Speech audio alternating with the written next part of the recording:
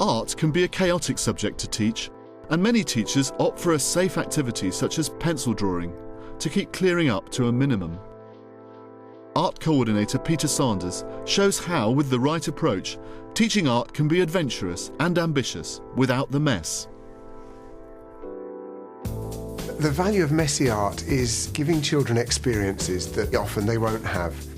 Most lessons are about containment and neatness, things being reined in. There's very little work done in schools which is tactile, and I think messy art, well, for a start, you don't know what's going to happen. And when it does happen, there are surprises, and I think those surprises are, I think the kids like them. I think they value them and they appreciate them. Today, Peter team teaches a Year 1 lesson on the subject of light and dark using charcoal and chalk, which he has planned with class teacher Sharon Owen. I think most children love art as a lesson, and it is a time for them to be more creative. Really, it's excitement that makes it messy. They want to play. That's what children do, really, isn't it? And that playing and practicing is an important part of learning how to use art materials. I don't feel very confident in my capabilities of doing it at all, which I do find very challenging as a teacher. I'm glad to have somebody in today who's more expert on it. I think it's about bringing that wow factor into lessons, really, that really makes it memorable for the children, and they're more engaged with what's going on.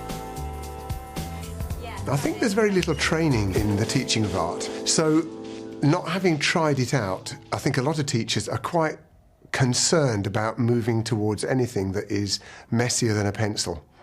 Close observational drawing rules, really, and there's not much else in some places. I think a lot of the time you can feel like you're putting in all this effort into getting out all these materials, and then the children do sometimes just to make a mess with them, and it just seems that you've wasted your time, really. When I was thinking about the planning, I was worried about what she would feel was appropriate. I was really pleased about her willingness to go along with it and not say, oh, that's a no-no, but say, yeah, let's try that.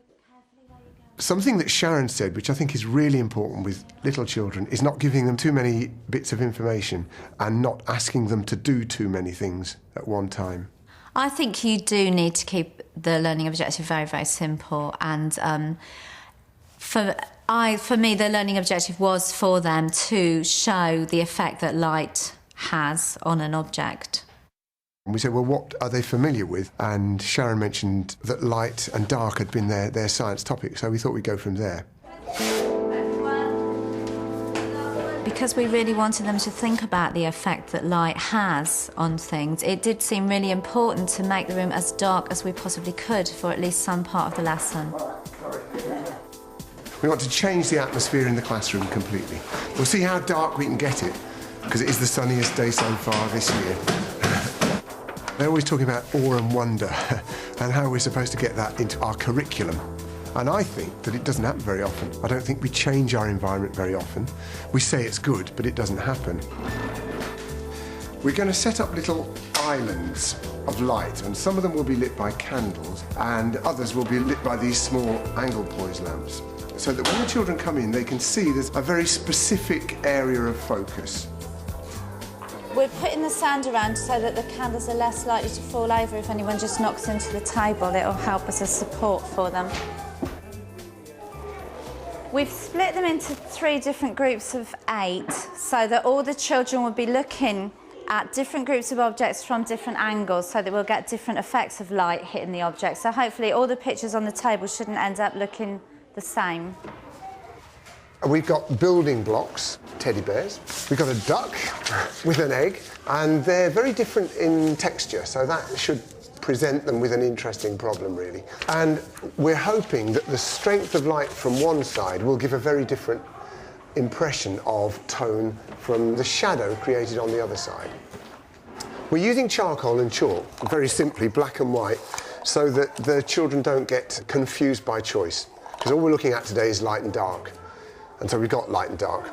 We made a limited amount of resources available. So each child was given a pot with 1 piece of charcoal and 1 piece of chalk. Which one it was. But we talked about emphasising with the children the need for, when they're not using charcoal, to put it back in the pot so that it doesn't go on the floor. We decided we use newspaper frames around the children's work to keep the edges of their work as clear as possible. We did an awful lot of getting ready beforehand, and if you don't get ready beforehand, you're going to have real problems. We're using the beige paper so that they can see where they put the white marks, because we're only using black and white. The materials themselves are not very exciting to look at, but what I think will be exciting is the way that the lesson is introduced, and that is giving a really clear physical example of what light and dark is. Who can tell me either a source of light or something they've learned about light and dark in science? Sun. The sun, and the sun is our... We wanted something that would help get the children focused and motivated. And we talked about an image that would really grab their attention, which is when we came up with the air pump by Joseph Wright. I think it's a really good picture. A couple of seconds to look at it. We looked at the painting up on the whiteboard, which was just a brilliant example, really, of how you can use light in a painting. And it was very clear for the children to then be able to come and point out where it was bright and why it was bright, and then look at where it was dark and recognise why it was dark. Morgan. And the minute it was up there, the children's interest was captured. One thing that Sharon did was turned it into a black and white image. She just took the colour out, so all you saw was the light and the dark.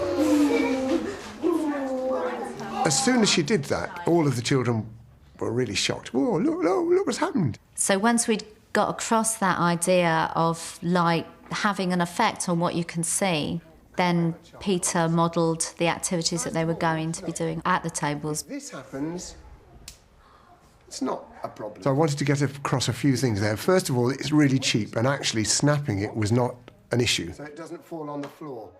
Then asking them to find out the different ways in which that material would work, and chiefly that they could apply massive pressure and that was all right, because children are often very tentative and they think of charcoal as being a bit like a pencil, whereas it has a very different job.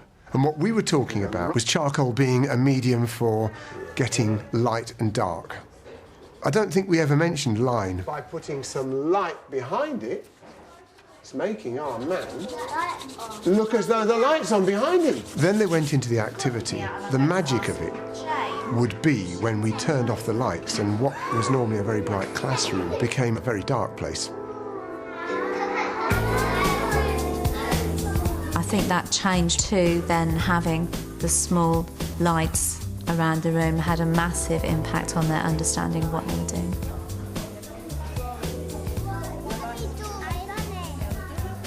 Of what you can see is light. A lot of them started straight away using materials and not actually ever looking at what it was that was our still life on each table. So most of the time I was asking them to look again and really look.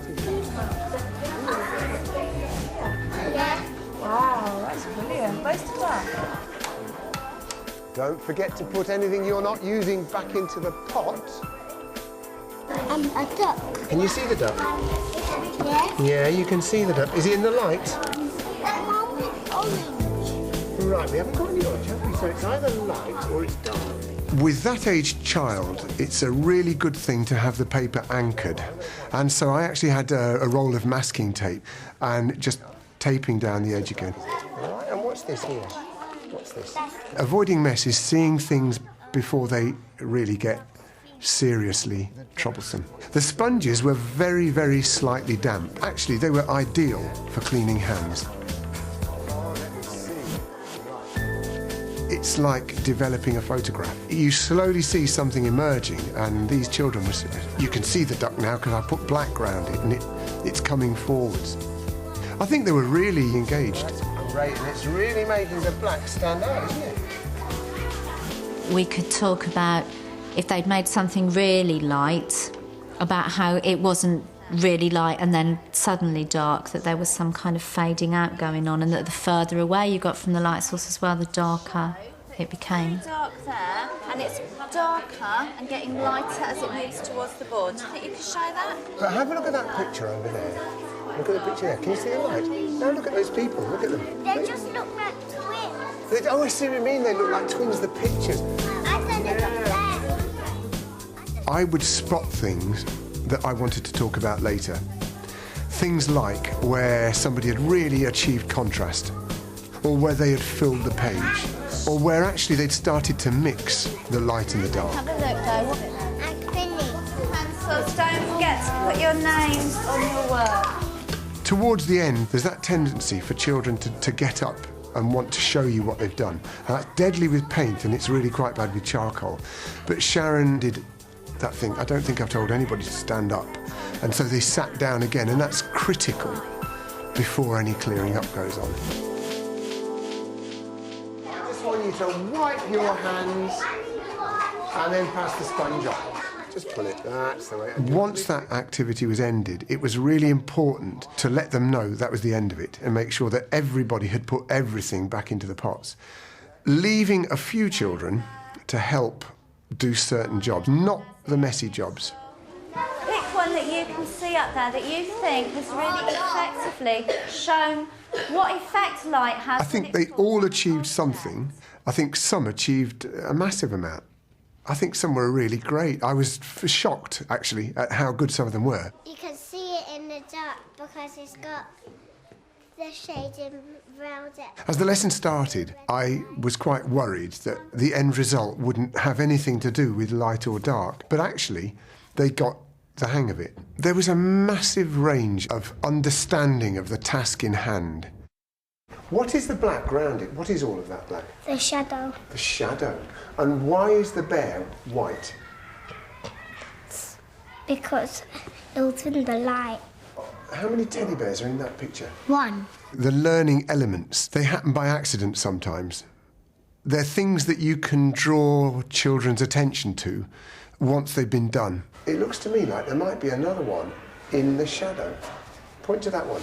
There's a kind of a shadow of a bear or a ghost of a bear. And I think it may have been a mistake.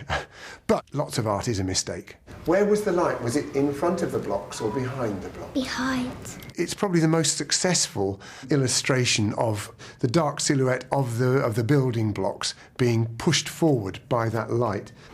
A duck, an egg and 2 bottles of paint. She's really gone for it with the dark here. There's not another piece of work there that has shown how solid you can make charcoal. This one was in the light and that one in the dark. She was able to articulate that this teddy was nearer to the light, this teddy was further back, but you could see bits of this teddy. The work that it took to get it organised was more than I would normally do, but actually I think it was well worth it, and it's worth putting in an extra 20 minutes preparing to get something that's really productive and isn't actually messy.